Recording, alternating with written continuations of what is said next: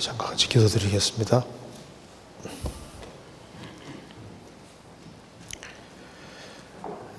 저희를 사랑하시는 하나님 아버지, 오늘도 저희들을 한자리에 불러 모아주시고 주님을 찬송하며 또 주의 거룩한 말씀을 배울 수 있는 귀한 시간 주신 것을 감사합니다. 이 시간 주 성령께서 함께 해주시고 살아계신 하나님의 말씀으로 우리 영혼을 환하게 비춰주시고 이 말씀들이 영혼 깊이 새겨지도록 도와주옵소서. 저희들이 주 안에서 어떻게 행할 것을 알 수 있도록 도와주시고 우리의 영혼을 밝혀주시고 우리가 걸어가야 될 길을 깨달아 알 수 있도록 도와주옵소서. 역사의 마지막 시대를 살아가는 저희들, 주님의 재림의 징조가 너무나도 분명히 나타난 이때에 어떻게 행할 것을 알 수 있도록 도와주옵소서. 우리의 사랑하는 가족들, 친척들, 이웃들에게도 이 귀한 복음을 더욱 담대히 증거할 수 있도록 도와주옵소서. 머지않아 주님 앞에서는 그날 칭찬과 영광과 존귀를 얻을 수 있도록 우리의 삶을 다스려 주옵소서. 또 온라인으로 말씀을 듣고 있는 모든 사람들에게도 일일이 함께 해주시고 도와주옵소서. 주님이 저희들을 부르신 목적을 항상 생각하며 이 세상을 살 수 있도록 도와주시고 30배, 60배, 100배 결실하는 귀한 삶이 되도록 도와주옵소서. 오늘 모든 시종 함께 해주시고 도와주시기를 간절히 의지하오며 주 예수 그리스도 이름으로 기도하옵나이다. 아멘. 성경 시편 39편 찾겠습니다. 시편 39편 1절부터 끝절까지 제가 읽겠습니다. 시편 39편입니다. 내가 말하기를 나의 행위를 조심하여 내 혀로 범죄치 아니하리니 악인이 내 앞에 있을 때 내가 내 입에 자갈을 먹이리라 하였도다. 내가 잠잠하여 선한 말도 바라지 아니하니 나의 근심이 더 심하도다. 내 마음이 내 속에서 뜨거워서 묵상할 때 화가 바라니 나의 혀로 말하기를 여호와여 나의 종말과 연한이었다함을 알게 하사 나로 나의 연약함을 알게 하소서. 주께서 나의 날을 손덤빌 만큼 되게 하심에 나의 일생이 주의 앞에는 없는 것 같사오니 사람마다 그 든든히 선 때에도 진실로 허사뿐이니이다. 진실로 각 사람은 그림자같이 다니고 헛된 일에 분뇨하며 재물을 쌓아나 누가 취할는지 알지 못하나이다. 주여 내가 무엇을 바라리요? 나의 소망은 주께 있나이다. 나를 모든 죄가에서 건지시며 우매한 자에게 욕을 보지 않게 하소서. 내가 잠잠하고 입을 열지 아니하오면 주께서 이를 행하신 용곤이이다. 주의 칭책을 나에게서 옮기소서. 주의 손이 치심으로 내가 쇠망하였나이다. 주께서 죄악을 견책하사 사람을 징계하실 때 그 영화를 좀먹음같이 소멸하게 하시니 참으로 각 사람은 허사뿐이니이다. 여호와여 나의 기도를 들으시며 나의 부르짖음에 귀를 기울이소서. 내가 눈물 흘릴 때 잠잠하지 마옵소서. 대전하는 주께 객이 되고 거류자가 됨이 나의 모든 열조와 같으니이다. 주는 나를 용서하사 내가 떠나 없어지기 전에 나의 건강을 회복시키소서. 네, 거기까지입니다. 오늘 시편 39편을 중심으로 해서 말씀을 드려보도록 하겠습니다. 먼저 시편 39편을 말씀드리기 전에 39편의 배경을 조금 아는 것이 필요하겠습니다. 이 시편 39편은 다윗이 가장 그 비참함 가운데 있을 때 이 시편을 쓰게 되었습니다. 다윗이 압살롬 아들의 반역으로 다윗이 정점에 있을 때, 최고로 정점에 있을 때 압살롬이 이제 아들이 반역해서 아버지의 왕위를 찬탈하고 그래서 다윗이 아주 급하게 맨발로 도망하는 신세가 된 겁니다. 그래서 가장 비참한 가운데 있을 때 시편 39편을 쓰고 있는 겁니다. 다윗은 이 시편을 쓸 때 자신에게 왜 이런 아주 엄청난 그 큰 시련이 오게 됐느냐 했을 때 그 원인을 자기의 그전에 지은 죄에 찾고 있습니다. 다윗이 우리아 아내를 범하고 그 다음에 우리아를 계획적으로 죽이게 되잖아요. 즉 살인죄와 간음죄를 지었고 하나님께서 그 죄에 대해서 용서는 하셨지만 하나님이 징벌한다고 분명히 경고를 하셨던 겁니다.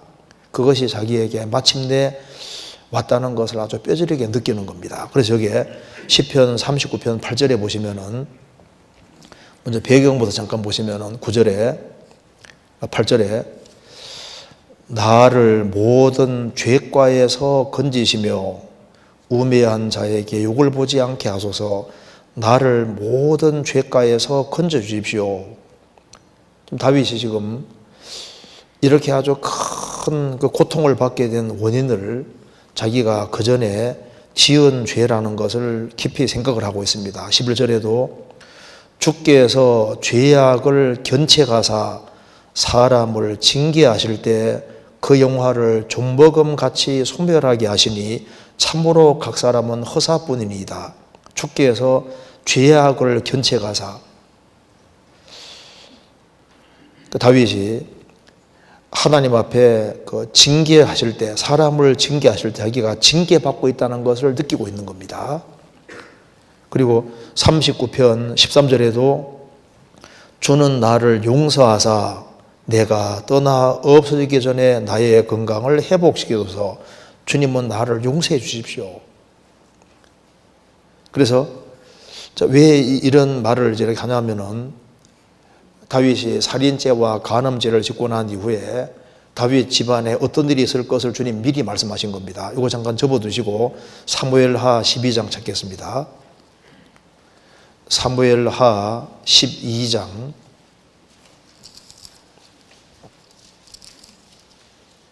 12장 10절 9절부터 제가 읽겠습니다. 12장 9절 그러한데 어찌하여 내가 여호와의 말씀을 업신여기고 나보기에 악을 행하였느뇨. 내가 칼로 햇사람 우리아를 죽이되 암몬 자손의 칼로 죽이고 그 철을 빼앗아 내 철을 삼았도다.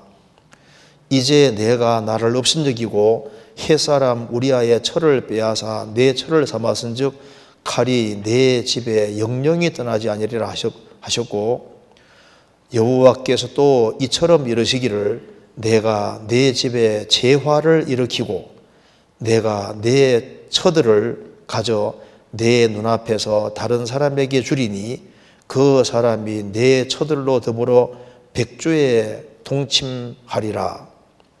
너는 은밀히 행하였으나 나는 이스라엘 무리 앞에 백주의 이 일을 행하리라 하셨나이다. 다윗이 이제 살인죄와 간음죄를 짓고 난 이후에 하나님께서 이 죄 때문에 칼이 네 집에 영영이 떠나지 아니할 것이다. 그리고 내가 너의 집에 엄청난 재앙을 일으키고 너의 처들이 이제 백주에 동침당하는 그런 일들이 있을 것이다. 그래서 이렇게 하나님께서 말씀하신 대로 이제 이 일이 있고 난 이후에 다윗의 집안에 많은 풍파들이 생기고 심지어 이제 아들까지 반역해서 이제 맨발로 도망하는 신세가 된 겁니다. 그러니까 다윗은 이제 왕으로서 최고 정점에 있을 때 한꺼번에 한순간에 왕위가 다 날아가 버린 거예요. 그래서 이렇게 말했습니다. 시편 39편 11절에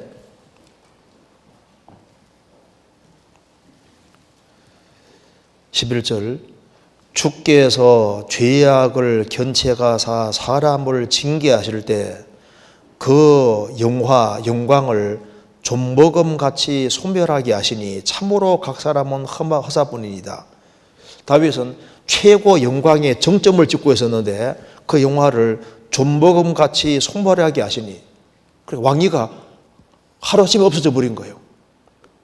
자기가 모든 걸 아주 왕으로서 모든 걸 다 소유하고 있는 상태인데 한꺼번에 그냥 좀이 썰어버리는 것처럼 순식간에 다 없어져 버린 겁니다. 그래서 그 영광을 좀먹음같이 소멸하게 하시니 하나님이 한 대 치니까 그냥 뭐 순식간에 없어졌다 그 말입니다. 그래서 참으로 각 사람은 허사뿐이니이다. 그래서 왕위를 찬탈당하고 너무 급해서 맨발로 기드론 시내를 통과하는 겁니다. 사무엘하 15장입니다. 사무엘하 15장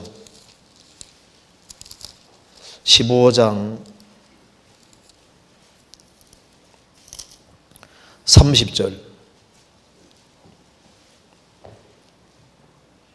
먼저 23절 제가 읽겠습니다. 온 땅 사람이 대성 통곡하며 모든 인민이 앞서 건너가며 왕도 기드론 시내를 건너가니 건너간 모든 백성이 광야길로 향하니라. 30절. 다윗이 감람산 길로 올라갈 때 머리를 가리우고 맨발로 울며 행하고 저와 함께 가는 백성들도 각각 그 머리를 가리우고 울며 올라가니라. 자, 왕이 기드론 시내를 아주 급하게 통과하고 이제 머리를 가리우고 맨발로 울며 행했다. 다윗이 제일 힘들 때가 이때입니다. 그래서 이제 사울이 다윗을 그렇게 죽이려고 했을 때도 눈물을 많이 흘렸는데 자기 태에서 난 그 아들이 왕위를 찬탈하는 정도가 아니라 아버지를 죽이려고, 실제로 죽이려고 한 겁니다. 그래서 이때 생각이 얼마나 많았겠습니까? 그래서 울며 행했다. 다윗은 여기서 참 인생이 얼마나 허무하고 참 인생이 참 별것을 다 겪을 수 있다는 것을 많이 느낀 겁니다. 시편 3편, 4편도 이것을 배경으로 하고 있습니다. 그리고 이제 다윗이 도망갈 때, 맨발로 도망갈 때 그 시므이라는 사람이 그 다윗을 그렇게 모독하고 욕을 합니다. 사무엘하 16장 5절. 다윗 왕이 바후림에 이름에 거기에서 사울의 집 족속 하나가 나오니 게라의 아들이요 이름은 시므이라. 저가 나오면서 연하여 이어서 계속적으로 저주하고 7절. 시므이가 저주하는 가운데 이와 같이 말하니라. 피를 흘린 자여 비루한 자여 가거라 가거라. 사울의 족속의 모든 피를 여호와께서 내게로 돌리셨도다. 그 대신에 내가 왕이 되었으나 여호와께서 나라를 내 아들 압살롬의 손에 붙이셨도다. 보라 너는 피를 흘린 자인고로 화를 자처하였도다. 자, 다윗이 도망가는데 그 시므이가 입이 아주 보통 입이 아닙니다. 피를 흘린 자여 비루한 자여 비루한 자여 가거라 가거라. 다윗이 이런 그 어려움을 당할 때 이런 어려움 가운데서 다윗은 뭔가 참 이렇게 마음속에 굉장히 느끼는 것이 많이 있을 거 아니에요. 그래서 여기 13절에도 다윗과 그 종자들이 길을 갈 때에 시므이는 산비탈로 따라가면서 저주하고 저를 향하여 돌을 던지며 티끌을 날리더라. 계속해서 따라오면서 비루한 자여 비루한 자여 욕만 하는 게 아니라 다윗을 향해서 막 돌을 던지면서 티끌을 날리더라. 이런 비참한 가운데 있을 때 다윗이 이제 시편 39편을 쓰고 있는 겁니다. 그래서 우리가 이제 오늘 좀 생각해 볼 것은 이런 그러니까 최고로 비참한 가운데 있을 때 다윗이 어떻게 처신했느냐, 어떻게 말하고 어떻게 행동했는지를 우리가 좀 배워봐야 되겠습니다. 자, 가장 어려운 상황 속에 있을 때 어떻게 행동하느냐 하는 걸 보면 그 사람을 알 수가 있잖아요. 다윗이 어떻게 처신했느냐 그걸 좀 생각을 해보고 그 다음에 다윗이 이런 아주 비참한 가운데서 자기가 절실하게 깨달은 것이 있는 겁니다. 이 속에서 뭘 깨달았는지를 한번 좀 생각해 보려고 하는 겁니다. 시편 39편에 뭘 깨달았는지가 나와 있거든요. 그리고는 이런 비참한 가운데서 회복을 위해서 기도하고 하나님이 결국은 그를 회복시켜서 다시 왕위로 복직을 시킵니다. 그리고 이제 이 시편 39편을 보면은 참 성도의 길을 우리가 배울 수가 있는 겁니다. 같이 한번 이런 걸 생각해 보겠습니다. 시편 39편입니다. 이런 비참한 상황 속에서 어떻게 그가 말하고 행동했는지를 보겠습니다. 39편 1절입니다. 내가 말하기를 나의 행위를 조심하여 내 혀로 범죄치 아니하리니 악인이 내 앞에 있을 때 내가 내 입에 자갈을 먹으리라 하여도다. 그 신부이가 따라가면서 비루한 자여 가거라 하면서 막 돌을 던지고 이렇게 할 때 한 곳에서는 막 저런 인간 막 주변에서는 죽이라고 했잖아요. 이런 비참한 상황 속에서 다윗은 말했습니다. 나의 행위를 조심하여 내 혀로 범죄치 아니하리니 악인이 내 앞에 있을 때 내가 내 입에 자갈을 먹으리라. 내가 잠잠하여 선한 말도 바라지 아니하니 나의 근심이 심하도다. 여기에 다윗의 결심이 나와 있습니다. 이 가장 비참한 상황 속에서 나는 혀로 범죄치 않을 것이다. 다윗은 죄가 얼마나 무서운지를 정말 깨우친 사람이잖아요. 그리고 이제 다윗 한 사람이 잘못함으로써 이 국가가 휘청기청하는 걸 보는 겁니다. 그러니까 자기의 그 언행을 통해서 자기가 그런 살인죄를 짓고 간음죄를 지은 그것 때문에 집안에 풍파가 생기고 아주 국가가 휘청휘청대는 이런 걸 보면서 죄가 얼마나 무서운지를 생각을 하고 있습니다. 그래서 내가 혀로 제일 먼저는 혀로 범죄치 아니하리라. 우리도 마찬가지입니다. 우리 한 사람이 구원받고 난 이후에 우리의 행동이 30명, 60명, 100명의 운명과 연결이 되어 있는 거예요. 나 한 사람의 행동이 내 가족과 연결이 되어 있는 겁니다. 그래서 다윗은 일생에서 아주 살인죄와 간음죄를 지은 어떤 그런 것 때문에 죄가 얼마나 무서운지를 느끼고 있기 때문에 그는 이제 이런 아주 심각한 상황에서 일단 혀부터 조심하는 것 봐요. 내 혀로 범죄치 아니할 것이다. 내가 네 입에 자갈을 먹으리라. 입을 탁 다물잖아요. 그래서 내가 잠잠하여 선한 말도 바라지 아니하니 나의 근심이 더 심하도다. 그래도 꼭 참았습니다. 왜냐하면 여기 9절에 내가 잠잠하고 입을 열지 아니하오면 주께서 이를 행하신 영권이이다. 이런 모든 상황이 주님의 허락하심 속에서 되어졌으니까 화가 나고 분이 나고 하지만은 하나님 허락하심 속에서 시므이가 저주한다고 생각을 하고 꼭 참습니다. 입을 닫습니다. 내가 잠잠하고 입을 열지 아니하오면 주께서 이를 행하신 영권이이다. 그래서 가장 큰 어려움 속에서 제일 조심해야 될 첫 번째가 바로 입 앞에 파수꾼을 세우는 겁니다. 그렇잖아요. 시편 141편입니다.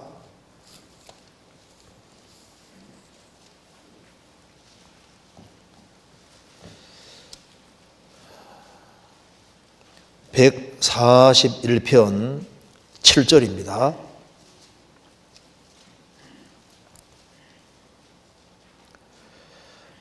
사람이 밭가라 흙을 부스러뜨림 같이 우리의 해골이 음부문에 흩어져도다.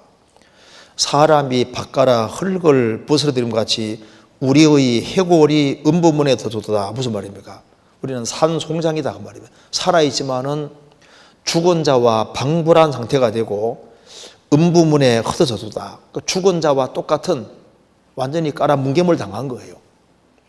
이런 아주 비참한 상황 속에서 이렇게 기도하고 있습니다. 3절에 여호와여 내 입 앞에 파수꾼을 세우시고 내 입술의 문을 지키소서. 입 앞에 파수꾼을 세우시고 입술의 문을 지키소서. 내 마음이 악한 일에 기울어 죄악을 행하는 자와 함께 악을 행치 말게 하시며 저희 진술을 먹지 말게 하소서. 이런 아주 비참한 상황 속에서도 내 마음이 악한 일에 기울지 않도록 도와주십시오. 그리고 악인과 함께 진수성찬을 먹지 말게 하소서. 내 입 앞에 파수꾼을 세워 주옵소서. 사람은 가장 힘든 상황 속에서 나오는 그 말이 그 사람 인격을 표현하고 있는 겁니다. 공산주의자 칼 마르크스는 1833년 이제 3월 14일에 그가 죽습니다. 죽는 그날 그의 하녀가 다가와서 마지막 말을 남기면 제가 기록하겠습니다 라고 하니까 칼 마르크스가 마지막 한 말이 시끄러워 나가. 그 말하고 죽었다 그러거든요. 제일 마지막 말이 시끄러워 나가. 자, 예수님은 공생의 당시에도 항상 합당한 말을 하셨고 십자가 달려서 그 최악의 고통 상황 속에서 예수님 입에서 무슨 말이 나왔습니까? 욥 같은 경우는 욥의 세 친구가 막 계속해서 막 힘들게 하니까 욥기 17장 15절에 보면은 친구를 지적하여 해를 받게 한 자의 자식들은 눈이 멀지니라. 욥 같은 사람 입에서 친구를 지적하여 해를 받게 한 자의 자식들은 눈이 멀지니라. 그 좀 약간 저주 가까운 말이잖아요. 가장 힘들 때는 사람들이 이제 말이 막 나올 수 있는 겁니다. 근데 예수님은 가장 고통의 극을 달할 때 예수님 첫 번째 입에서 나온 말씀 뭔지 아시죠? 아버지여 저들을 용서해 주십시오. 저들은 자기들이 하는 것을 알지 못하나이다. 두 번째 말씀하신 것은 십자가 옆에 있는 강도에게 오늘 너가 나와 함께 낙원에 있으리라. 세 번째는 마리아와 요셉이 이제 요한이 있는데 보소서 아들이니이다. 보라 네 어머니라. 십자가 밑에서 새로운 가족 관계를 맺어주는 겁니다. 그래서 예수님이 용서를 선포하시고 그 용서가 자기 것이 되는 것은 그건 믿어야 자기 것이 되는 겁니다. 그래서 믿어 자기 것이 된 사람, 그래서 믿으니까 너가 오늘 나와 함께 낙원에 있으리라 되잖아요. 그리고 이제 주님과 바른 관계가 맺어지면 그 다음에는 가족 관계가 되는 거니까 보소서 아들이니까 니다 보라 네 어머니다. 십자가 안에 새로운 가족 관계가 이루어지지 않습니까? 이것이 이루어지기 위해서는 예수님이 버림받아야 되니까 엘리 엘리 라마 사박다니 하나님 내 하나님 어찌하여 나를 버리셨나이까. 그리고 내가 목마르다. 십자가 죽으실 때 다 이루었다. 앞에 세계가 이루어지기 위해서는 뒤에 세계가 이루어져야 되는 겁니다.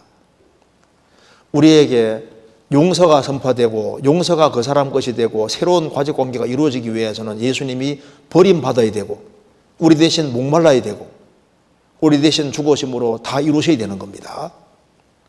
제일 마지막에는 아버지여 내 영혼을 아버지께 부탁하나이다. 그래서 예수님 말씀은 최악의 상황에서도 합당한 말씀이 나왔지 않습니까? 다윗은 이런 비참한 상황 속에서 내 입에 나는 자갈을 물릴 것이다. 입을 딱 다무는 겁니다.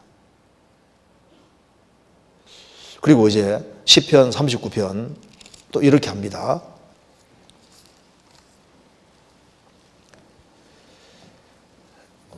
이 절 내가 잠잠하여 선한 말도 바라지 아니하니 나의 근심이 더 심하도다. 내 마음이 속에서 뜨고 묵상할 때 이때 얼마나 생각이 많았겠습니까? 내 마음이 내 속에서 뜨거워서 묵상할 때 가장 그 어려운 상황 속에서는 마음을 차분히 앉히는 것이 필요합니다. 제일 그 고통스러울 때 마음을 차분히 가라앉히고 이제 하나님 앞에서 하나님 말씀을 묵상하는 것이 필요하잖아요. 다윗은 시편 1편에서 복 있는 사람은 악인의 꾀를 좇지 아니하며 죄인의 길에 서지 아니하며 오만한 자의 자리에 앉지 아니하고 오직 여호와 율법을 즐거워하여 그 율법을 주야로 묵상하는 자로다. 다윗은 실제로 하나님 말씀을 주야로 묵상하는 사람이었습니다. 평상시에 주야로 묵상했고 시편 16편에도 보면은 날마다 내 심장이 밤마다 내 심장이 나를 교훈하도다. 밤마다 심장이 교훈한다는 말이 무슨 말입니까? 매일매일 반성하는 삶을 살았던 거예요. 시편 119편에서도 내가 주의 말씀을 묵상하려고 내 눈이 야경이 깊기 전에 깨었나이다. 시편 119편 148절에 나와 있습니다. 다윗은 평상시에 묵상을 항상 많이 한 사람인 거예요. 그러니까 평상시에 했기 때문에 묵상이 훈련되어 있으니까 이런 맨발로 도망하는 신세가 됐을 때도 입에 자갈을 물리고 그리고 묵상할 때 가장 심각한 상황 속에서도 묵상이 가능한 겁니다. 그리고 이제 이런 심각한 상황 속에서 하나님 앞에 기도하는 겁니다. 그래서 여기에 39편 3절입니다. 내 마음이 내 속에서 뜨거워서 묵상할 때 화가 바라니 나의 혀로 말하기를 이제 하나님 앞에 솔직하게 얘기를 하는 겁니다. 이렇게 기도합니다. 여호와여라고 하나님께 부르짖잖아요. 여호와여 나의 종말과 연한의 어떠함을 알게 하사 나로 나의 연약함을 알게 하소서. 주께서 나의 날을 손 넘빌 만큼 되게 하심에 나의 일생이 주의 앞에 없는 것 같사오니 사람마다 그 든든히 손때도 진실로 허사뿐이니이다. 여호와여 그런 하나님께 기도하고 있습니다. 12절에도 여호와여 나의 기도를 들으시며 나의 부르짖음에 귀를 기울여소서. 내가 눈물을 흘릴 때 잠잠하지 마옵소서. 여호와여 나의 기도를 들으시며 나의 부르짖음에 귀를 기울여소서. 이때 할 수 있는 게 뭐겠습니까? 하나님께 바짝 매달리는 것밖에 할 것이 없는 겁니다. 내가 눈물을 흘릴 때 잠잠하지 마옵소서. 맨발로 울면서 도망했고 이제 눈물로 하나님 앞에 기도합니다. 눈물을 흘릴 때 잠잠하지 마소서. 그래서 도와줄 수 있는 사람은 주님밖에 없기 때문에 얼마나 그 눈물이 흘렀겠습니까? 주님께 기도하고 있습니다.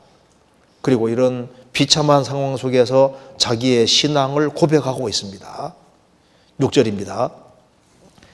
진실로 각 사람은 그림자같이 다니고 헛된 일에 분주하며 재물을 쌓아나 누가 취할런지 알지 못하나이다.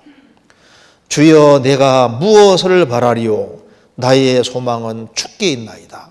맨발로 도망하는 신세에서 가장 비참한 상황 속에서 그는 자기 신앙을 고백하고 있습니다. 주여 내가 무엇을 바라리요 나의 소망은 주께 있나이다. 이런 비참한 상황 속에서 하나님을 원망하는 것이 아니라 그는 왜 이 말을 하냐면 그는 평상시에도 소망을 주님께 걸어두고 살았던 사람입니다.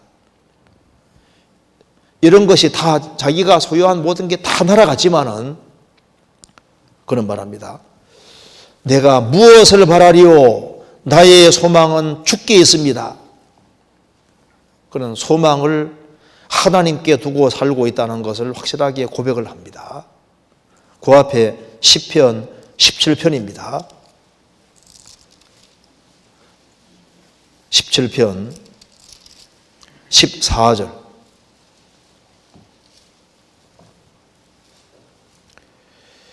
여호와여, 금생에서 저희 분깃을 받은 세상 사람에게서 나를 주의 손으로 구하소서. 그는 주의 제물로 배를 채우심을 입고 자녀로 만족하고 그 남은 산업을 그 어린아이들에게 유전하는 자니이다.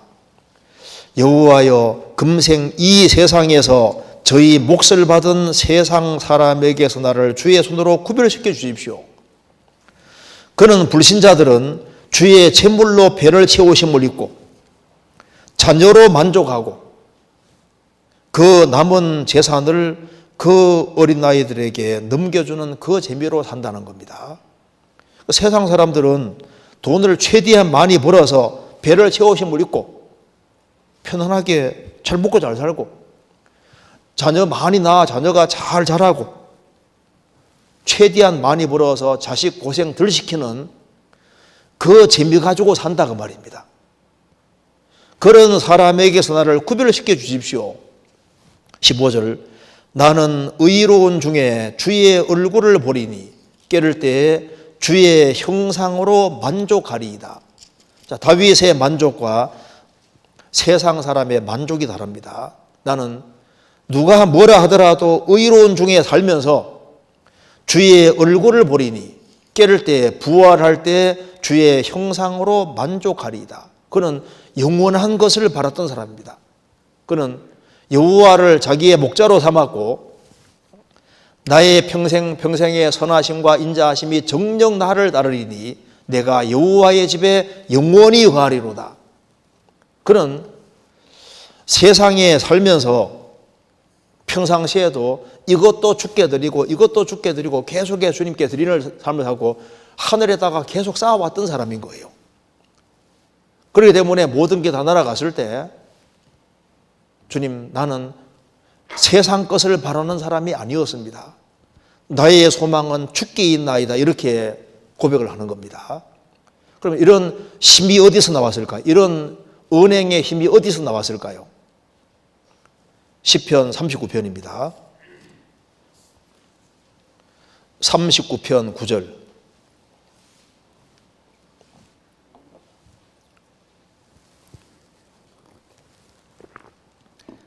내가 잠잠하고 입을 열지 아니하오면 주께서 이를 행하신 영혼이다. 그럼 뭘 믿고 있습니까? 주님의 주권을 믿는 신앙에서 이런 것이 나오는 겁니다. 내가 잠잠하고 입을 열지 아니하오면 주께서 이를 행하신 영혼이다. 무슨 말입니까? 모든 건 하나님 허락하심 속에서 되어진 겁니다. 이렇게 믿고 있는 겁니다. 예수님이 마태복음 10장 29절에 31절에서 말씀하시기를 참새 2마리가 한 나소리에 팔리는 것이 아니냐. 그러나 너희 아버지께서 허락지 아니하시면 그 하나라도 땅에 떨어지지 아니하리라. 너희에게는 머리털까지 다 세신 바 되었나니 두려워하지 마라. 너희는 많은 참새보다 귀하니라. 참새 2마리가 예수님 당시에 한 아사리온 동전 하나에 거래가 됐습니다. 그러나 너희 아버지께서 허락지 아니하시면 그 하나라도 땅에 떨어지지 아니하리라. 모든 건 하나님 허락하심 속에서 되어진다는 겁니다. 다윗도 그걸 믿고 있는 사람입니다. 왕위가 찬탈당하고 맨발로 도망가는 신세가 되고 심의가 저주하는 이 모든 것도 하나님 허락하심 속에서 되어진다. 그런 하나님의 주권을 확실하게 믿고 있는 겁니다. 그분이 모든 것을 컨트롤하고 하나님 허락하심 속에 되어진다는 걸 확실하게 믿고 있습니다. 그런 확실한 믿음이 이런 어려운 상황을 잘 헤쳐나갈 수 있게 만드는 겁니다. 시편 31편입니다.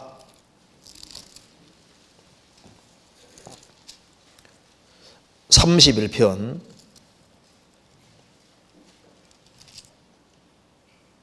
12절 찾겠습니다. 내가 잊어버린 바 됨이 사망한 자를 마음에 두지 아니함 같고 파기와 같으니이다. 다윗은 이제 잊어버린 바 된 것처럼 다윗 시대는 끝난 것처럼 보이는 겁니다. 내가 잊어버린 바 됨이 사망한 자를 마음에 두지 아니함 같고, 사람이 죽으면 길게 기억 안 하잖아요. 파기, 부서진 그릇은 그냥 버려버리는 것처럼 다윗 인생은 끝났다고 생각하는 이런 상황입니다. 그런데 다윗은 이렇게 말했습니다. 5절에 내가 나의 영을 주의 손에 부탁하나이다. 진리의 하나님 여호와여 나를 구속하셨나이다. 내가 나의 영을 주의 손에 부탁하나이다. 다윗은 자기의 영혼을 하나님께 부탁한 사람입니다. 다윗은 뭘 믿고 있냐 하면 15절 같이 읽겠습니다. 내 시대가 주의 손에 있사오니 내 원수와 핍박하는 자의 손에서 나를 건지소서. 다윗은 내 시대가 주의 손에 있습니다. 내 인생은 주님 손에 있다 그 말입니다. 그러니까 원수가 아무리 들끓고 다윗을 힘들게 한다 할지라도 그래도 내 시대는 하나님 손 안에 있습니다. 즉 하나님의 허락하심 속에서 다 벌어지고 있습니다. 이걸 믿고 있는 거예요. 자, 우리 구원받은 사람의 인생도 마찬가지입니다. 내 시대는 주님 손 안에 있는 겁니다. 주님 손 안에. 그래서 이런 하나님, 이 우주도 하나님 손 안에 있잖아요. 지구도 하나님의 손 안에 있습니다. 나라도 하나님 손 안에 있는 거예요. 그리고 우리 개인도 다 주님 손 안에 있는 겁니다. 모든 것이 하나님 허락하심 속에 되어진다는 것을 알고 있는 겁니다. 그래서 이제 다윗은 이런 아주 비참함을 겪는 가운데 다윗이 깨달은 것이 있는 거예요. 실감하게 된 것이 있습니다. 제일 첫 번째 뭘 이제 이런 고통 속에서 뭘 깨달았냐면은 죄가 얼마나 무서운지를 실감하게 된 겁니다. 다시 한번 실감하게 됩니다. 다윗은 살인죄와 간음죄를 짓고 난 이후에 집안에 아주 엄청난 풍파가 몰아닥쳤습니다. 그러니까 다윗이 그 죄를 짓기 전에 다윗과 지은 이후에 다윗은 인생이 너무 달라졌잖아요. 주님이 용서해 주셨지만은 그 죄에 대한 대가와 징계가 얼마나 무서운지를 아주 실감했습니다. 자, 다윗이 아들이 자기를 반역하고 이제 맨발로 도망갈 때 뭘 생각했을까요? 내가 왜 그때 우리 아내를 범했을까? 그때 왜 우리 아를 죽였을까? 그것 때문에 집안에 아주 엄청난 일이 있었고 이제는 아들을 피해서 이제 도망가는 시대가 됐으니까 죄가 얼마나 무서운지를 정말 이번에 아주 실감을 하게 된 겁니다. 구원받은 사람들이 그까지 죄하는데 모르고 하는 소리입니다. 구원받고 난 이후에도 죄에 대해서는 정말 무서워야 됩니다. 왜? 징계라는 게 정말 있거든요. 구원을 받은 사람에게 징계가 있고 성경에 말씀하기를 징계가 없으면 뭐라 했습니까? 사생자요 참마들이 아니니라. 그래서 큰 죄를 범하면은 거기에 대한 징계가 틀림없이 있는 겁니다. 하나님이 다윗을 용서해 주셨지만은 징계는 내리셨잖아요. 그래서 다윗은 이 죄가 하나님이 징계를 내릴 때 징계가 이렇게 무섭구나 실감을 한 겁니다. 여기에 시편 39편입니다. 10절 주의 징책을 나에게서 옮기소서. 주의 손이 치심으로 내가 쇠망하였나이다. 주께서 죄악을 견책하사 사람을 징계하실 때 그 영화를 좀먹음 같게 하시니 참으로 각 사람은 허사뿐이니이다. 주의 칭책이라 했고, 주께서 죄악을 책망하사 징계하실 때 그 영광을 존버금같이 소멸하게 하시니 그 영광이 순식간에 샥 날아가 버리잖아요. 그래서 다윗은 죄가 정말 무서운 것이고 살아계신 하나님 앞에서 죄를 정말 멀리해야 된다는 사실을 확실히 실감을 한 겁니다. 그 다음 뭘 깨우쳤냐면은 자기가 얼마나 연약한 존재인지를 다시 한번 실감하게 된 겁니다. 왕의 말은 힘이잖아요. 최고 정점에 올라서 다윗 말 한마디면 모든 것이 다 됐습니다. 왕이니까. 그런데 막 순식간에 영락으로 떨어지고, 그래서 인간이 얼마나 연약한 존재인지를 정말 실감했기 때문에 이렇게 다시 말하고 있는 겁니다. 39편 4절에 여호와여 나의 종말과 연한하였다 함을 알게 하사 나로 나의 연약함을 알게 하소서. 연약함을 이번에 정말 깨우쳤는데 더 알게 해달라는 겁니다. 내가 정말 연약한 사람이었구나. 하나님의 도움이 없이는 아무것도 할 수 없는 사람이었구나. 하나님과 항상 바람 관계 맺는 게 제일 중요한 거구나. 왕이라도 머리털 하나도 희고 함께 할 수 없구나. 이걸 실감한 겁니다. 왕이지만은 하나님 허락하심이 없이는 자기는 아무것도 아니라는 걸 깨닫게 된 겁니다. 그래서 자기가 연약한 존재라는 걸 깨우쳤습니다. 그래서 주님 정말 내가 연약한 존재라는 걸 정말 더 깊이 확실히 깨닫도록 도와주십시오. 다윗은 사울이 자기를 쫓아내려 다닐 때 자신 가리켜서 왕이여 나는 메추라기와 벼룩 같은 사람입니다. 왜 메추라기와 벼룩 같은 나를 사냥하러 오셨습니까? 이렇게 말하지 않습니까? 그런 평상시에도 자기를 작게 생각을 했습니다. 이번에 아주 더 실감이 나는 겁니다. 사무엘상 26장 찾겠습니다. 사무엘상 26장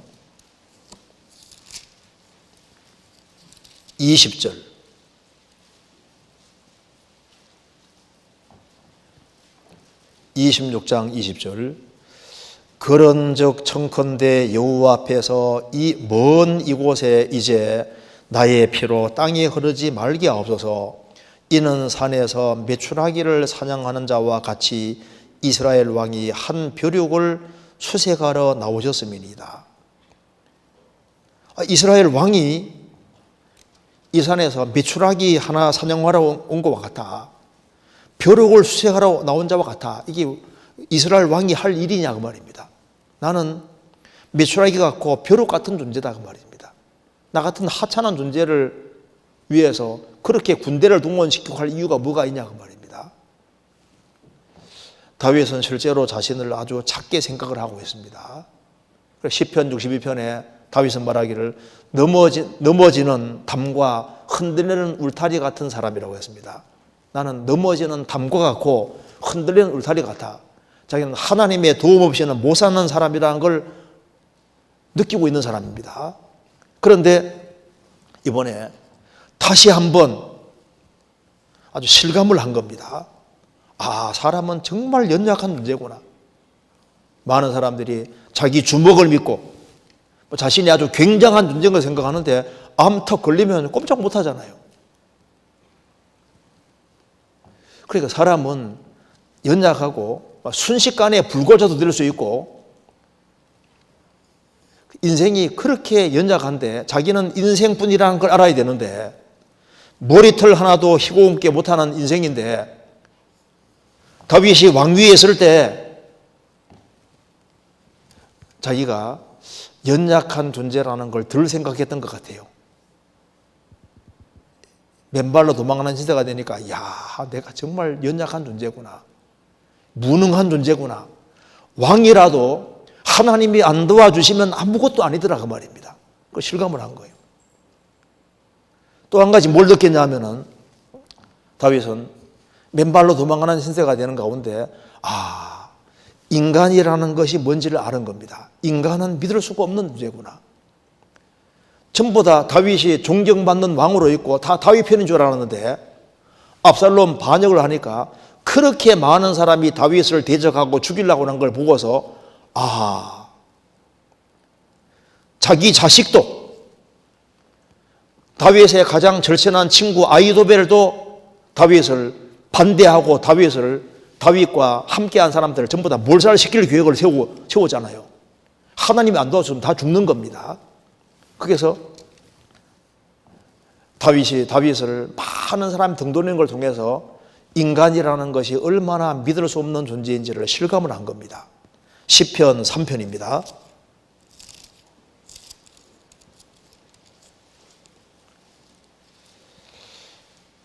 1절 앞에 그 표저에 보면은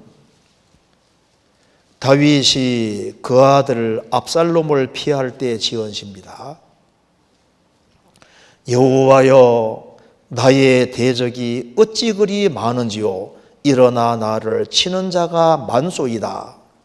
많은 사람이 있어 나를 그렇게 말하기를 저는 하나님께 도움을 얻지 못한다 하나이다.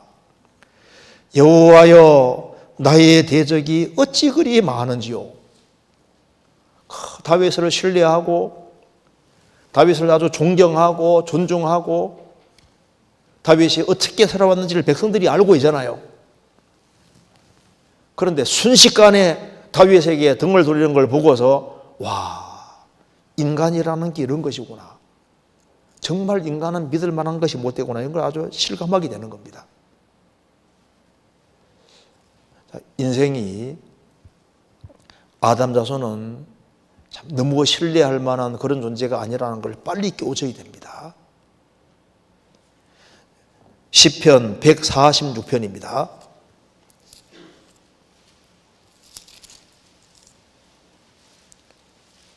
3절.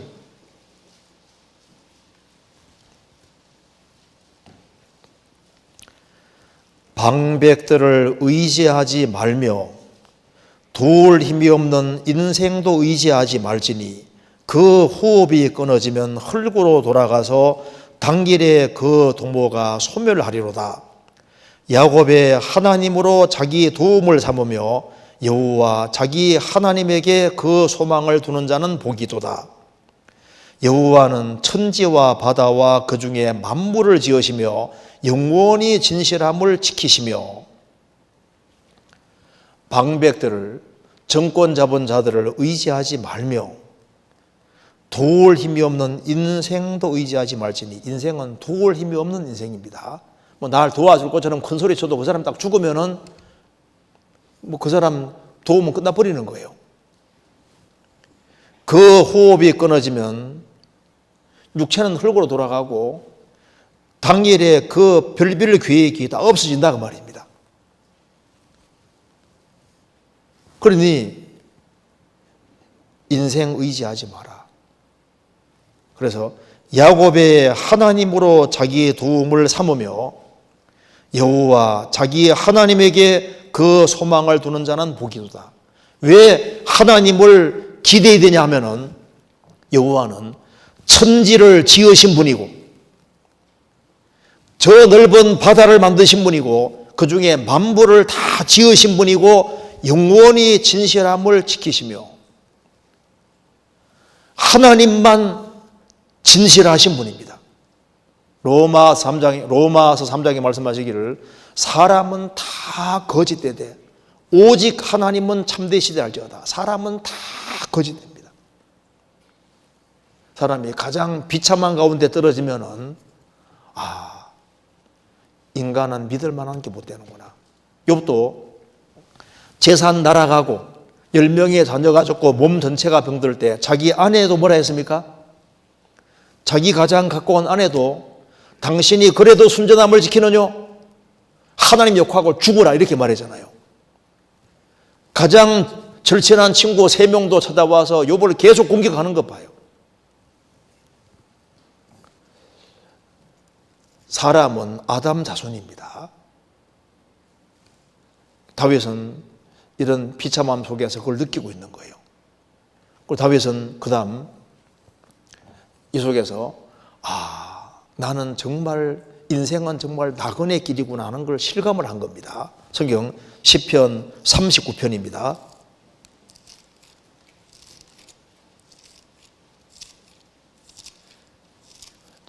시편 39편 12절.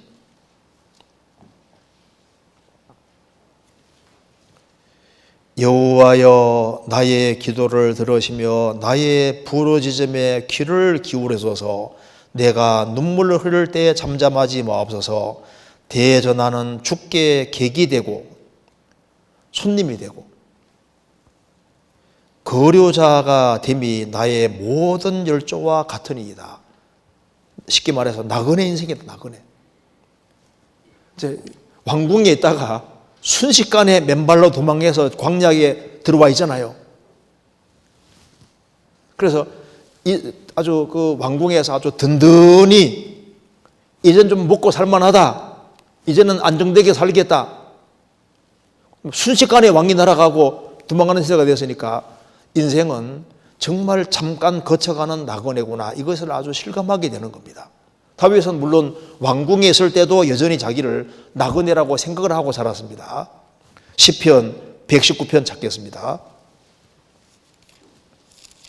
119편 54절.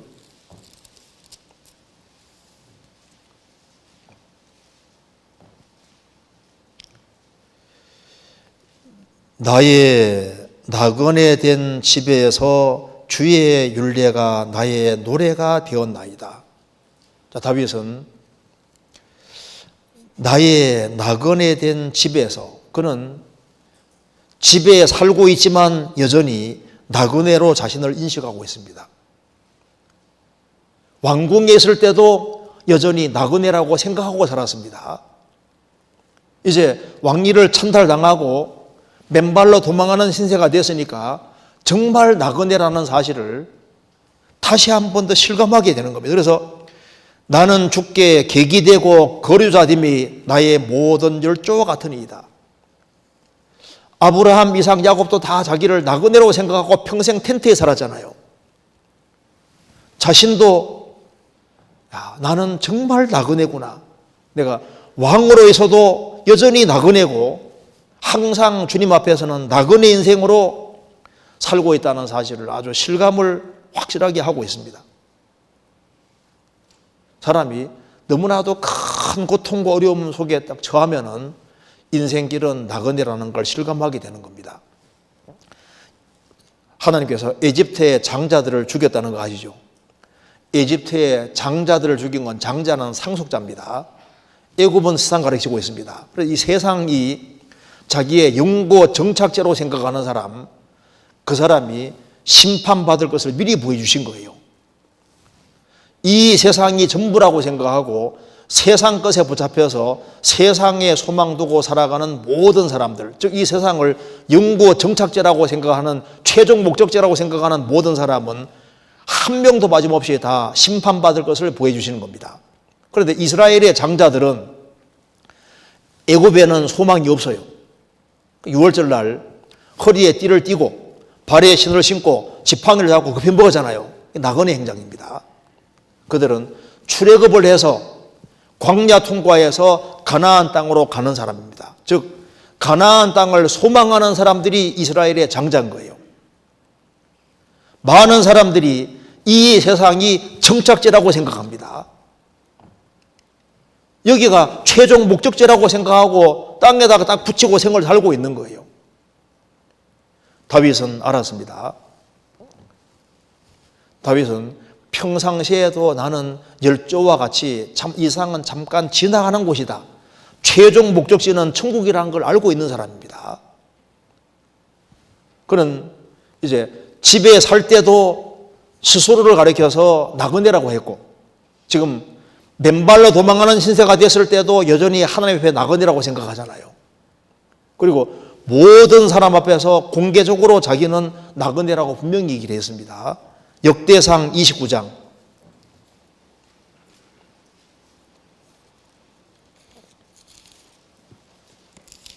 29장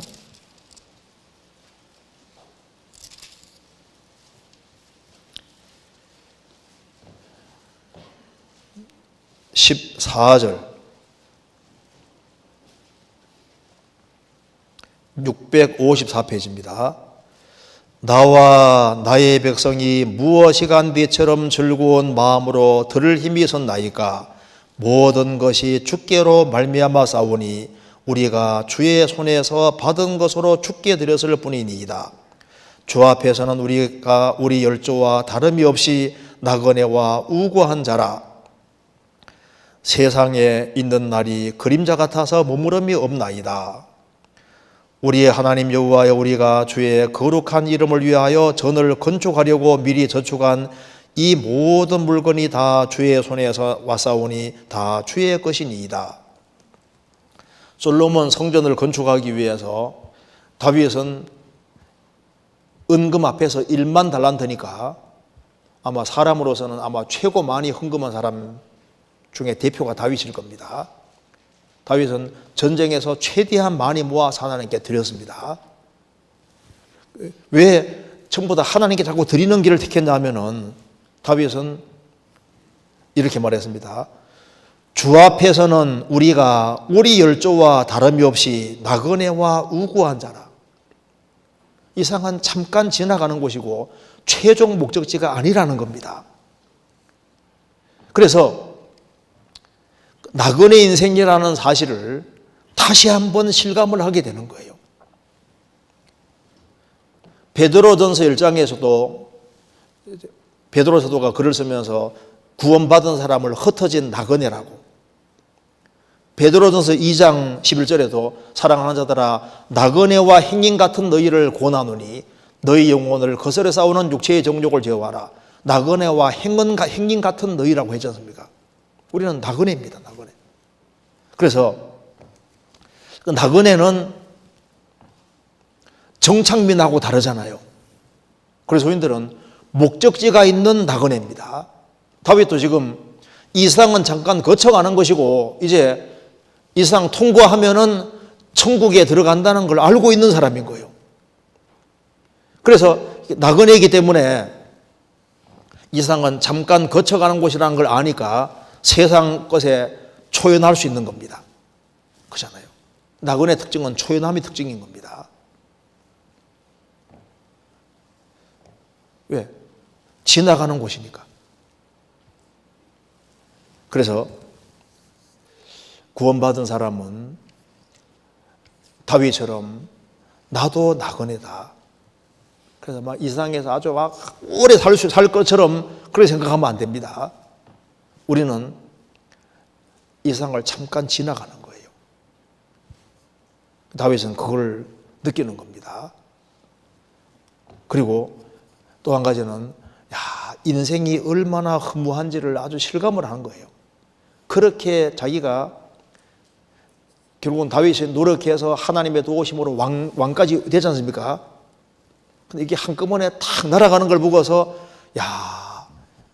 이게 전부 다 이게 세상 살이가 얼마나 허무한지를 아주 실감하고 있는 겁니다. 다시 보시겠습니다. 시편 39편에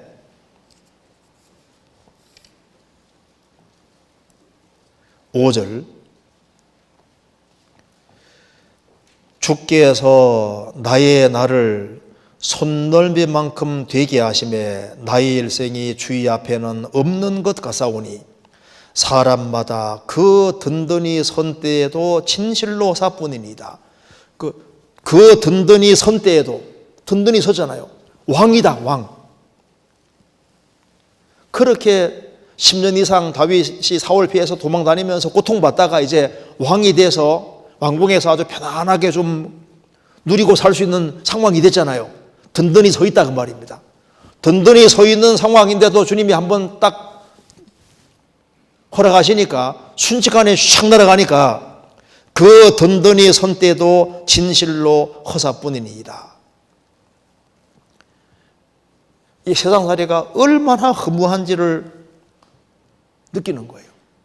어떤 사람 그렇게 고생해서 벌었는데 죽을 때 그냥 관 한 개밖에 없잖아요. 한 평도 안 되는 그 조그만 곳에다 묻힌다 그 말입니다. 그러니까 사람들이 막 돈을 몰고 막 해가지고 악착같이 모으는데 주님 딱 호출에 가시면은 다 두고 가는 거예요. 다윗은 인생이 얼마나 허무한지를 깊이 느끼는 겁니다. 이 세상이 얼마나 허무한 곳인지를 빨리 깨우치는 게 필요합니다. 일하지 말라는 말이 아닙니다. 열심히 벌지만은 세상은 정말 허무하다는 걸 느낄 필요가 있습니다. 시편 49편 11절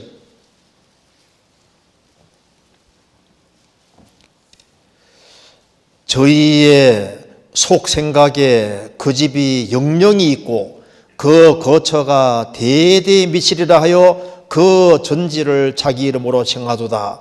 사람은 존귀하나 장구치 못하며 멸망하는 짐승 같도다.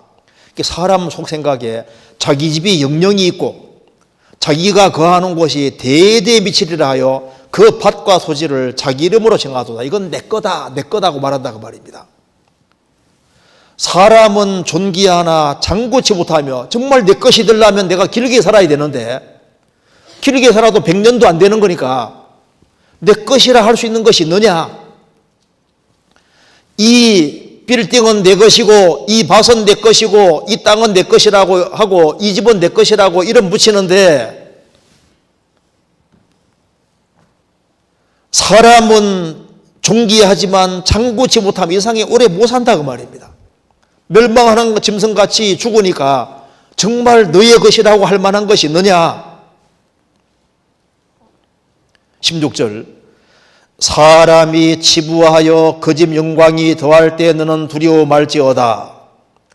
저가 죽음에 가져가는 것이 없고 그 영광이 저를 따라 내려가지 못함이로다. 저가 비록 생시에 자기를 축하하며 스스로 좋게 함으로 사람들에게 칭찬을 받을지라도 그 역대의 일주에게로 돌아가리니 영영이 빛을 보지 못하리로다. 사람이 치부하여 돈을 많이 벌어서 그 집 영광이 더할 때 너는 두려워 말지니라. 심각하게 생각하지 마라 그 말입니다. 저가 죽음에 가져가는 것이 없고 이 세상 영광이 저를 따라 지옥까지 내려가는 게 아니다 그 말입니다. 저가 비록 살아있을 때 자기를 축하하며 스스로 좋게 함으로 사람들에게 칭찬을 받을지라도 사람에게 칭찬을 받고 속꼬리 비행기 태움을 당해도 하나님과 바른 관계 안 맺으면은 영영이 빛을 보지 못하는 세계로 들어가게 되는 겁니다. 그래서 다윗은 인생이 헛된 짓 하고 있구나 그거 많이 느끼는 겁니다. 자기가 모든 게 다 날아가는 거 보니까 정말 하나님께 소망 두고 살아야 된다는 걸 실감하고 있고 지금 사람들을 보니까 자기는 최고 정점에 올랐는데도 한꺼번에 성나라 가지 않습니까? 그걸 보면서 사람들이 지금 헛된 일에 바쁘다는 것을 정말 실감하고 있는 겁니다. 여기 시편 39편입니다. 6절 자신이 당해보니까 6절이 실감나는 겁니다. 진실로 각 사람은 그림자같이 다니고 헛된 일에 분주하며 재물을 쌓아나 누가 취할는지 알지 못하나이다. 진실로 각 사람은 그림자같이 다니고 헛된 일에 바쁘다 말입니다. 재물을 쌓아나 누가 취할는지 알지 못하나이다. 자기도 왕이 됐지만 순식간에 아들이 왕위 창달해서 아들이 딱 차지하잖아요. 누가 취할는지 알지 못하나이다. 그래서 이 헛된 세상에서 하나님과 바른 관계 맺고 사는 것이 얼마나 중요한데 그 하나님과 바른 관계 맺고 살아가는 그것에 집착하지 아니하고 재물을 쌓고 이 세상적으로 성공하려고 하는 그것에 바쁜 사람들을 봤을 때 참 불쌍하게 생각이 드는 거예요.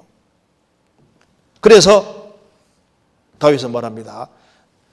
여기서 뭘 확실히 깨우치냐 하면은 사람은 소망을 하나님께 두고 살아야 된다는 것을 아주 실감하고 있는 겁니다. 그래서 7절에 주여 내가 무엇을 바라리요 나의 소망은 주께 있나이다. 이런 아주 비참한 상황 속에서 사람은 어디에 소망을 두고 살아야 되느냐? 하나님께 소망을 두고 사는 것이 최고라는 것을 이번에 아주 실감나게 확 깨우친 거예요. 그리스도인들은 세상을 바라고 구원받은 것이 아닙니다. 이 세상도 그 정욕도 지나가되 하나님의 뜻을 행하는 이는 영원히 가느니라. 천지는 없어집니다. 이 세상의 모든 것은 결국은 다 불타버릴 세상에 우리 살고 있는 거예요. 내가 무엇을 바라리요? 나의 소망은 주께 있나이다. 그리고는 자기의 잘못을 인정하고 정말 그 하나님의 도움을 간절히 구했을 때 하나님이 다윗의 기도에 응답해 주셨습니다. 많은 사람들이 다윗 인생은 끝났다 그렇게 말할 때 다윗은 하나님께 간절하게 도움 구했을 때 하나님이 응답해 주는 것을 경험을 한 겁니다. 시편 3편입니다.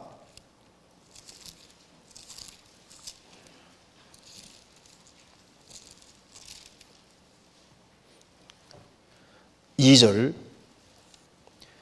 많은 사람이 있어 말하기를 나를 가리켜 말하기를 저는 하나님께 도움을 얻지 못한다 하나이다. 다윗 인생은 끝났다. 압살롬이 왕위를 차지했다. 다윗은 다시 재기할 수 없다. 다윗은 하나님께 나아갔습니다. 그리고 이렇게 말합니다. 3절에 여호와여 주는 나의 방패시오 나의 영광이시오 나의 머리를 드시는 자니이다. 지금은 내가 짓밟히고 있고 맨발로 도망가는 시대지만은 주님은 다시 나의 머리를 드시는 자니이다. 왜 이렇게 말하냐면 내가 나의 목소리로 여호와께 부르짖으니 그 성산에서 응답하시도다. 하나님이 응답해 주시는 거예요. 그래서 이런 비참한 상황 속에서 다윗은 내가 누워 자고 깨었으니 여호와께서 나를 붙드심이로다. 천만인이 나를 둘러치려 하여도 나는 두려워 아니하리로다. 왜? 하나님이 응답하시니까. 이런 비참함 속에서도 누워 자고 깨고 안심할 수 있는 겁니다. 그리고 주님은 나의 머리를 드시는 자니이다. 정말 머리를 들어주시고 다시 왕위로 복직시킵니다. 시편 27편 6절입니다.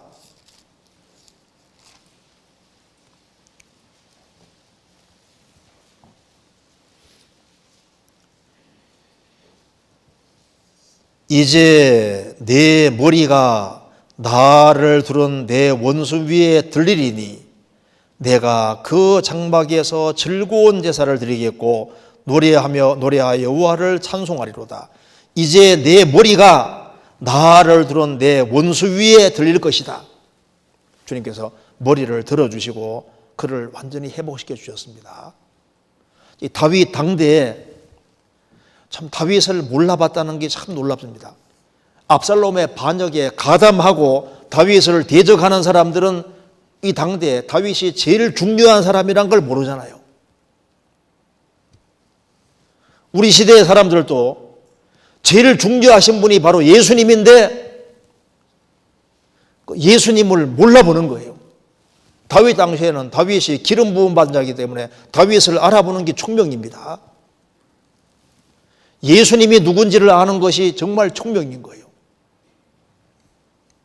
다윗은 완전히 회복되었습니다. 그래서 다윗이 이렇게 말합니다. 시편 30편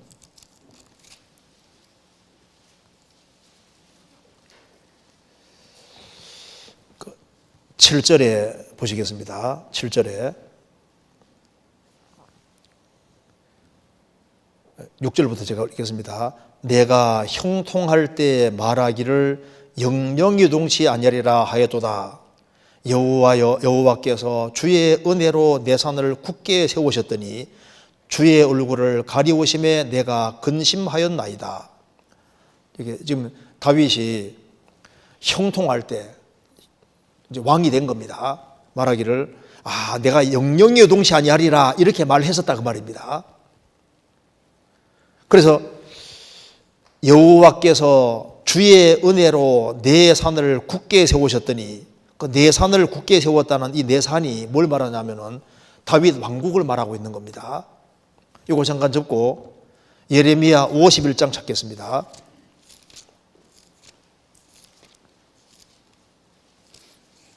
예레미야 51장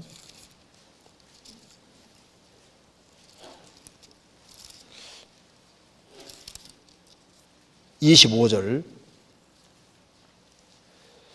자, 바벨론 제국에 대해 말하면서 51장 25절에 나 여호와가 말하노라 온 세계를 멸한 멸망의 산아 보라 나는 네 대적이라 나의 손을 네 위에 펴서 너를 바위에서 굴리고 너로 불탄 산이 되게 할 것이니, 지금 바벨론 제국 멸망을 말하면서 온 세계를 멸한 멸망의 바벨론아, 바벨론을 멸망의 산이라고 했습니다. 너로 불탄 산이 되게 할 것이다. 바벨론 적이 불타가 없어질 걸 말하는 겁니다. 여기 나라와 제국을 산이라고 말했습니다. 여기도 시편 31편도 30편도 7절에 주께 여호와의 주께서 은혜로 내 산을 굳게 세우셨더니, 그러니까 하나님 은혜로 다윗이 통일왕국이 이루어졌지 않습니까? 왕국이 아주 참 견고하게 선 것처럼 보였는데 주께서 얼굴을 가리우심에 내가 근심하였도다. 왕위가 날아가 버렸잖아요. 그래서 너무너무 힘든 상황이 됐는데 다윗이 하나님의 회복을 경험하고서 시편 30편을 쓴 겁니다. 회복하고 이렇게 말합니다. 30편 다시 보시겠습니다. 5절 다윗이 이걸 깨우친 겁니다. 그 노염은 잠깐이요 그 은총은 평생이로다. 저녁에는 울음이 기숙할지라도 아침에는 기쁨이 오리로다. 그 노염은 잠깐이요. 다윗이 잘못 살아서 하나님이 여러 가지로 징계한 것은 맞지만은 그것도 사랑해서 징계한 거다 그 말입니다. 그래서 그의 노염은 잠깐이요 은총은 평생이로다. 저녁에는 울음이 기숙할지라도 아침에는 기쁨이 오리로다. 저녁이 오면 아침이 오는 것처럼 울음이 있으면은 저녁 후에는 아침이 반드시 오는 것처럼 참 성도의 길은 잘못을 범했을 때 주님이 잠깐 고통도 주고 어려움도 주시지만은 하나님의 은총은 평생이기 때문에 저녁에는 울음이 기숙할지라도 잘 참고 견디면은 아침에는 기쁨이 오리로다. 그리고 여기에 11절에 주께서 나의 슬픔을 변하여 춤이 되게 하시며 나의 베옷을 벗기고 기쁨으로 띠띠우셨나이다. 이제 주께서 나의 슬픔을 변하여 춤이 되게 하시며 나의 베옷을 벗기고 기쁨으로 띠띠우셨나이다. 인생을 완전히 회복시켜 주신 겁니다. 다시 왕위를 복귀시켜 주시고 주님께서 완전히 회복을 시켜 주신 거예요. 그래서 참 성도는 주님이 여러 가지 어려움 같은 걸 주실 때 그것도 사랑하셔서 주시는 것이고 하나님 허락하심 속에 주시는 겁니다. 그래서 주님께서 또 괴롭게 하시는 것은 결국에는 그 여러 가지 어려움 겪고 난 이후에 결국에는 은총을 주시기 때문에 하나님 은총은 계속 가는 거예요. 그래서 저녁에는 울음이 기숙할지라도 아침에는 기쁨이 오리로다. 그래서 저녁이 되면은 아침은 틀림없이 오는 겁니다. 그것처럼 그리스도인에게는 울음이 기숙할지라도 조금만 기다리면은 아침은 와요. 그래서 지금 여기 계신 분 중에도 슬픔이 있다면은 주님이 그걸 잠시 후에 춤으로 바꿔주시고, 지금 내가 슬픔 베옷, 고통의 베옷, 회개하는 그 베옷을 입고 있다면은 기쁨으로 띠띠우셨나이다. 주님이 회복시켜 주시는 겁니다. 네, 그래서 오늘 여기까지 말씀드리고 오늘 저 임원 발표를 해야 되기 때문에 좀 빨리 끝내도록 하겠습니다. 잠깐 같이 기도하시겠습니다. 자비로우신 우리 아버지 하나님, 주의 보배로운 피로 저희들을 구원해 주신 이 크고 놀라운 은혜와 사랑을 인하여 감사드립니다. 어떤 환난과 역경과 어려움 가운데서도 주님이 항상 지켜주시고 또 항상 주님을 소망하며 생을 살 수 있도록 도와주옵소서. 머지않아 주님 앞에서는 그날 칭찬과 영광과 존귀를 얻을 수 있도록 우리의 삶을 다스려 주옵소서. 또 이번에 여기에 참석하신 분들을 또 새로 온라인으로 말씀을 듣고 있는 분들을 주님께서 일일이 함께해 주시고 영육간에 도와주셔서 주님의 복음과 영광을 위해 살아가는데 조금도 부족함이 없도록 도와주옵소서. 주님이 주시는 위로와 용기로 힘있게 생을 살 수 있도록 도와주옵소서. 주 예수 그리스도 이름으로 기도하옵나이다. 아멘.